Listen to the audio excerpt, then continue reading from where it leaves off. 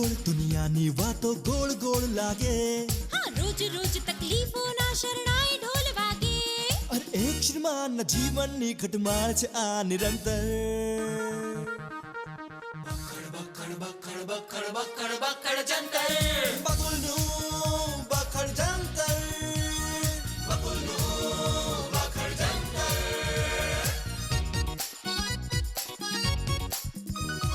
બકુલ ને બેલાની જોડી કમાલ. સોહન ને પરી મચાવે ધમાલ. અરે સાસુમાનું ચાલે મિલિટરી રાજ ને મોન્ટુ મામાનો અનોખો અંદાજ. દાદાજીના અનુભવથી થઈ તકલીફો છું મંતર.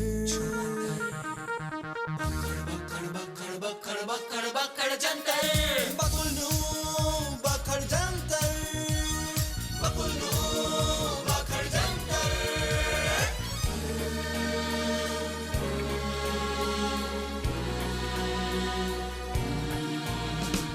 એક સાંધતા તેરે તૂટે સમસ્યાઓનું ના સાથે છૂટે.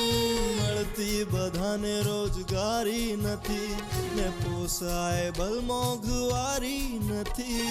મુસીબતોની ફિલ્મનું પાડે છે જે મધ્યાંતર. બકુલનું બખડ જંતર. બકુલનું બખડ જંતર.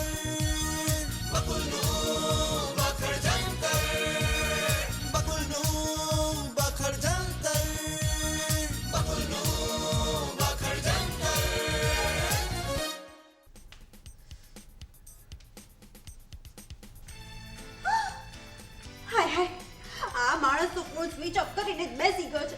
જો આજે વોકર મશીન ના લાવ્યા ને તો એમની વાત છે.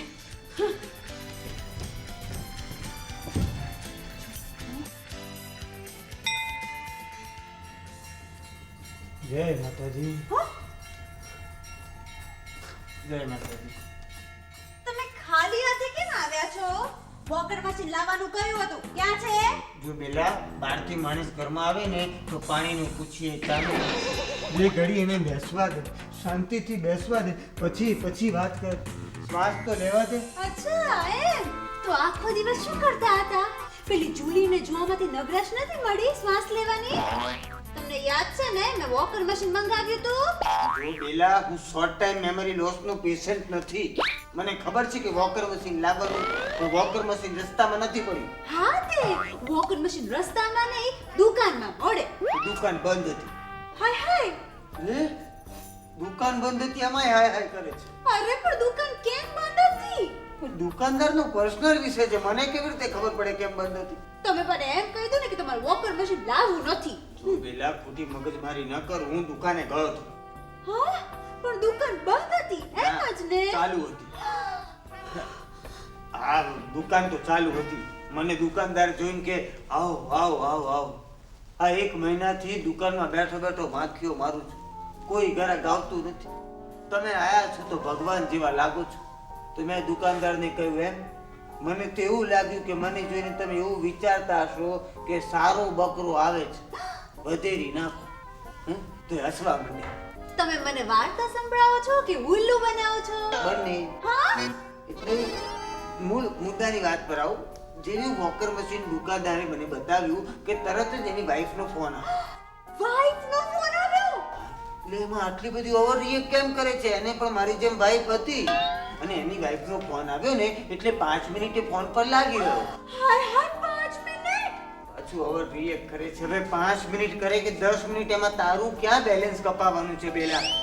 અને ફોન પત્યો ને તરત એને દુકાનનું શટર માર્યું. હાય હાય દુકાન કેમ બંધ કરી તો? એના સાસુ ગુજરી ગયા. હાય હાય શું કામ? લે હવે સાસુ શું કામ? બેલા માણસ ગરડો થાય તો ગુજરી જાય. સાસુ કે અમરત્વનું વરદાન લઈને નથી આવી હતી હો. હા. અને પછી એ દુકાનદારે મને કહ્યું કે જુઓ સાહેબ, આજે મારા સાસુ ગુજરી ગયા છે, પણ એની ખુશીમાં તમે 12 દિવસ પછી આવજો. હું આ વોકર મશીનમાં તમને 50% કન્સેશન આપીશ. એટલે હવે મારું ઈ વોકર મશીન 12 દિવસ પછી આવશે? માણસ બિચારો 12મું પતાવે કે નહીં? હે ના ના, અત્યારે જો વોકર મશીન લાવ્યો હોત ને તો એની સાસુની આત્મા ભટકત. અને તું વોકર મશીન પર ચાલતી હોત અને એની સાસુ હવે ધક્કો મારત તો હાથ પગ ભાગી જાય. મારે તમારી કોઈ વાત નથી સાંભળવી. મને ખબર છે તમે નથી ઈચ્છતા કે હું પણ હિરોઈન જેવી લાગું, અને એટલે જ તમે મારી સાથે આવું કરો છો.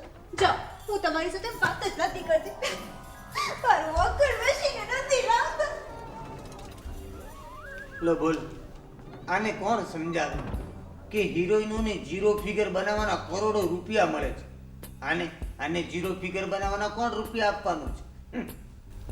ઝીરો ફિગર બનાવવું છે બોલ. બકુલનું